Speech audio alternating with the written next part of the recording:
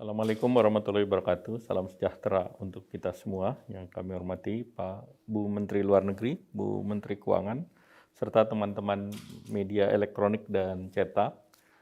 Hari ini saya beserta Bu Menteri Luar Negeri, Menteri Keuangan mendampingi Bapak Presiden dalam berbagai kegiatan. Tadi sudah dijelaskan terkait dengan pertemuan dengan Perdana Menteri Australia yang antara lain membahas tentang energi dan perubahan iklim, dan ini disepakati Australia juga mendukung bahwa kita mendukung kebijakan di sektor energi dan transisi daripada energi itu sendiri, dan tentunya transisi energi ini harus diikuti dengan pembiayaan ataupun investasi terkait dengan iklim. Kemudian yang kedua, masukan ataupun teknologi yang tersedia, dan teknologi ini adalah yang juga affordable dan available. Dan tentunya ini diharapkan bisa mendorong percepatan daripada energi hijau.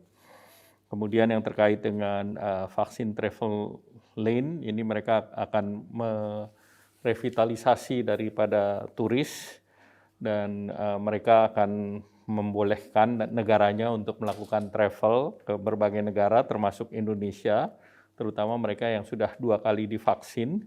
Dan tentunya tadi Indonesia menyampaikan bahwa dari luar negeri ke Indonesia masih ada aturan mengenai kuarantin. Nah, tentu mereka akan ikut kuarantin yang diterapkan oleh Indonesia. Namun di samping itu mereka juga sudah membuka terhadap orang Indonesia, terutama di 2 negara bagian yang sudah membuka, yaitu New South Wales dan Victoria, dan utamanya mereka mengharapkan agar mahasiswa Indonesia bisa kembali untuk belajar di Australia. Kemudian sepakat bahwa ekonomi digital diusulkan agar dibahas dan diangkat di dalam forum G20 di presidensi Indonesia, agar kebijakan dan regulasi di sektor digital ini tidak berbeda dengan sektor konvensional, terutama dari segi platform digital. Diharapkan bahwa bullying di media misalnya tentu akan diatur oleh para platform secara bertanggung jawab dan seimbang.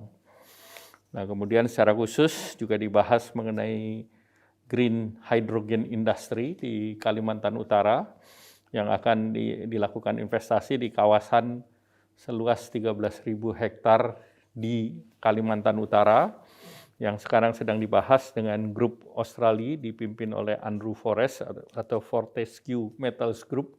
Itu pembahasannya adalah sekitar 3.000 hektar, dan di situ akan mengintegrasikan daripada energi berbasis hydro, kemudian investasi di bidang pembangkitan hidrogen ekonomi, ataupun dan juga terkait dengan petrokimia kompleks.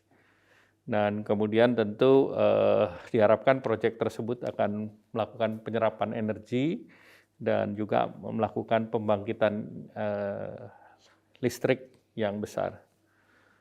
Kemudian dengan Presiden Prancis tadi sudah disampaikan terkait dengan kerjasama di bidang alutsista dan produksi bersama, dan tentu terkait keterlibatan ketersediaan maupun lokal content. Dan kemudian tentu Prancis mendukung Indonesia dalam presidensi G20. Dan dalam posisi Presiden Prancis menjadi Presiden EU, nah tentu Bapak Presiden tadi minta akan ada akselerasi daripada pembahasan Indonesia dengan EU SEPA, di mana tentu kita berharap bahwa dengan adanya akselerasi EU SEPA bagi ekonomi Indonesia ini akan meningkatkan ekspornya ke Eropa dan sebaliknya.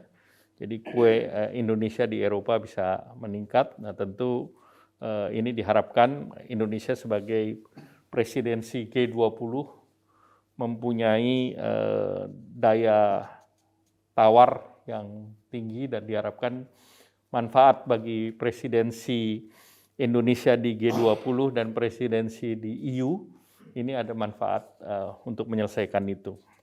Kemudian dengan Turki, sama juga salah satunya adalah terkait dengan Indonesia-Turki SEPA. Kita ketahui bersama bahwa sebelumnya CPO Indonesia punya pasar besar di Turki, namun pasar ini berturun akibat tetangga kita mempunyai SEPA, sehingga ini tentunya untuk mengembalikan maka kita perlu untuk mengakselerasi EU SEPA, dan Bapak Presiden menugaskan Menteri Perdagangan untuk menangani SEPA tersebut. Nah, kemudian yang terkait dengan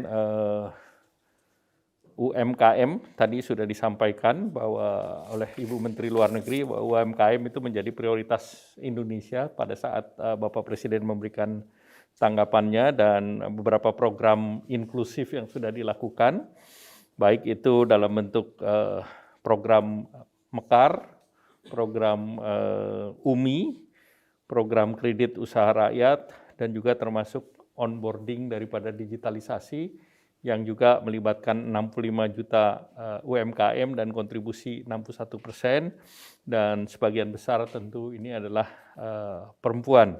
Dan pada saat yang sama Queen Maxima juga mengambil contoh salah satu kegiatan inklusif yang ada di Indonesia, salah satunya adalah digitalisasi antara lain ojek online. Jadi apresiasi daripada kepemimpinan Perdana Menteri Italia mengapresiasi program-program yang disampaikan oleh Bapak Presiden.